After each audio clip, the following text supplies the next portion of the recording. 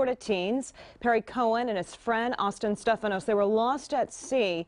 They were last seen leaving Jupiter Inlet back in July. Their boat was never found, and neither were they. Well, Perry Cohen's family is trying to prevent these tragedies from happening again by using artwork, and they're teaming up with Mr. Wonderful himself from the Shark Tank, Kevin O'Leary, who joins us in the studio to tell us more about this project. Well, a lot of people don't know, but young Perry was an entrepreneur. He was 14 years old, and I've been supporting young entrepreneurs for a long time now as part of what I do at Shark Tank. Yeah. And so I also was a photographer years ago, and Perry's dad, Nick, runs a lot of art fairs. He's a famous guy in the art community. Art Winwood's running right now.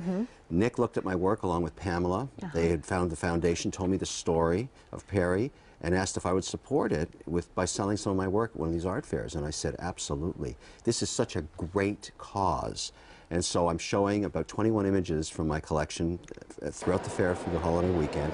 We're doing just great. I saw on Twitter you already sold a piece. Yes, what, VIP opening night? Two That's of them great. already. Two. And so what's happening now is people are getting behind the cause, but keeping the story alive about this young man is what this is about, because there's so many, you know, when a huge tragedy like this happens, you can imagine how his mother feels, how Nick feels, but keeping his memory alive to help other entrepreneurs his age, that's a very cool thing. Yeah, and especially for us here in South Florida, a lot of us have children. A lot of us are in the water every single day. So when that story first broke for us here, it was absolutely heartbreaking. But they, you know, I know them well now. They're great friends of my wife and I.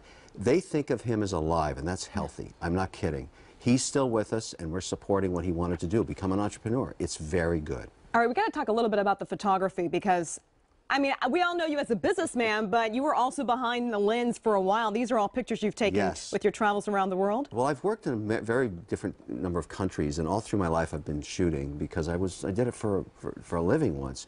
And I've got about 250,000 images now. And 250,000 images? And so a lot of them are on film. Much of this show is actually work I did in the 70s and 80s on film. And so these images are from places all around the world: Italy, Cyprus, Greenland, Iceland, things that I think are very interesting. And I call this show Irreconcilable Images because every time you look at one, you're troubled by what you're seeing. You're asking, what is the story with that? What is that target practice? Why is a man standing in the middle of Greenland looking at a helicopter like that? And every image has a story. And what we're finding at the show is people look at them for long, long periods of time and read the descriptor about it, and they get emotionally involved and connected with it.